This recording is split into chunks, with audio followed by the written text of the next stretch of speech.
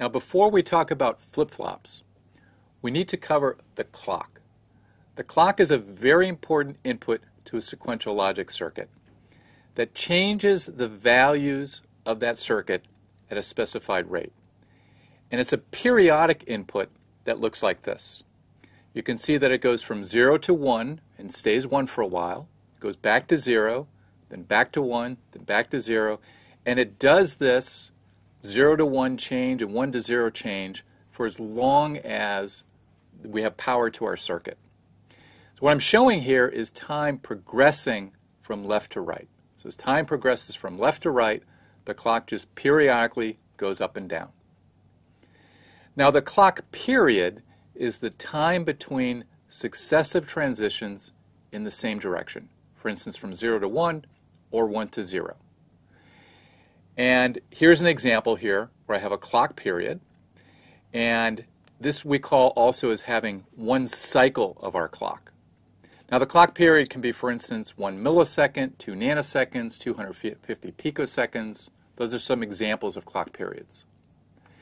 And the clock frequency is 1 over the period. Now when you buy your smartphone, you might be able to look into what the frequency is of the processor.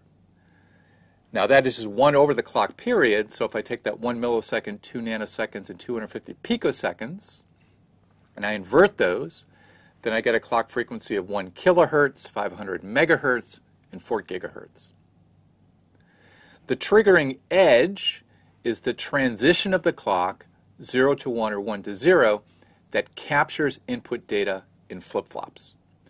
And a clock tick is what we use to talk about the occurrence of a triggering edge. Now that we've seen the clock, let's talk about a flip-flop.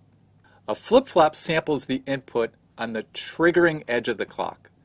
And when that's the rising edge of the clock, when it goes from 0 to 1, we call that a positive edge-triggered flip-flop. And those are the type we're going to talk about in this course. You can also capture on the falling edge of the clock, and we call that a negative edge-triggered flip-flop.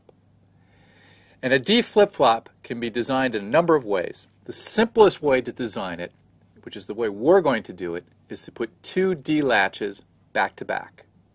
Now a D flip-flop is similar to a D latch in that it captures the input D, but with a D flip-flop it's different in that it captures it based on the clock input. Now a D flip-flop has 2 D latches back to back, and I'm representing a D latch by the symbol here. So here we have our first D latch, which captures the input D, and that output Q of that D latch feeds a second D latch, and then the output of that D latch is the output of our D flip-flop. And just like with a D latch, we can have outputs Q as well as Q prime.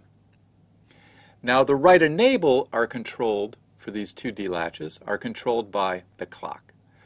What we do is we take our clock input and we pass that through an inverter, and then we feed that to the first D latch's write enable, and then we invert that again and we feed that to the second write enable. Now that we see how we design a D flip-flop, let's talk about how it operates. And we're going to do this by use of a timing diagram.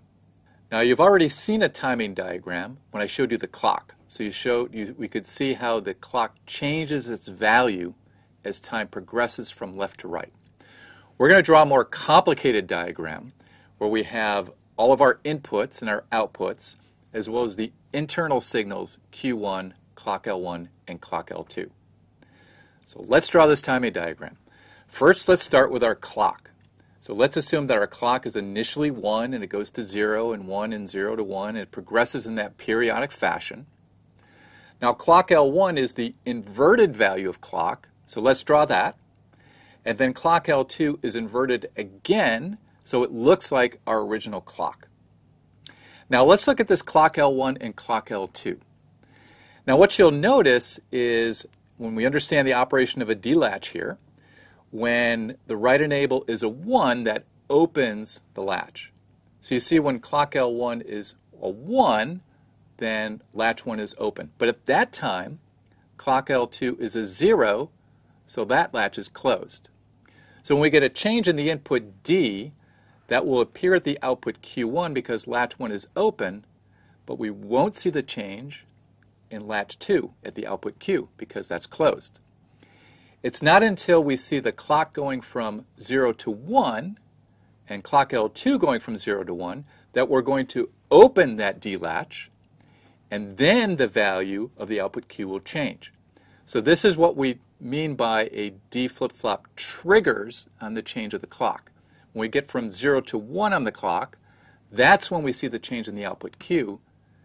It's only at that point that we see the change.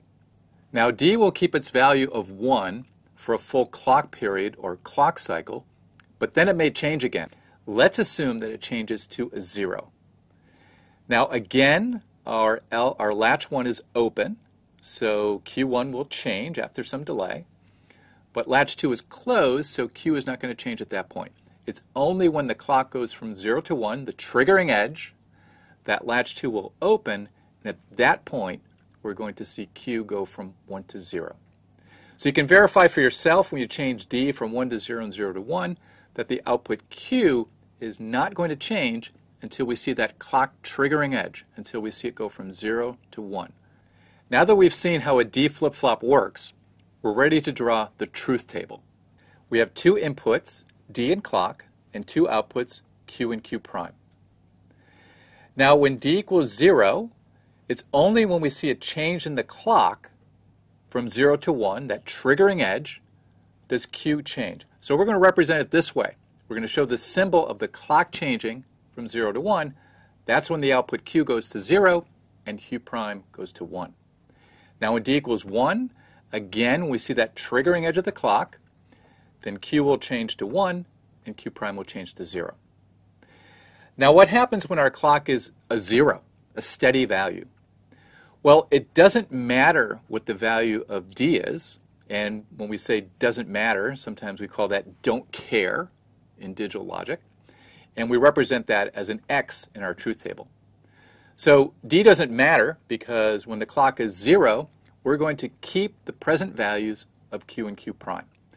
And the same is true when the clock is steady at a value of a 1. It doesn't matter what D is, we're going to retain the values of Q and Q prime. Now, instead of drawing these D latches and inverters, we're going to represent a D flip-flop by this symbol. So we're going to go now into variations in the D flip-flop, and we're going to assume that we have this basic circuit.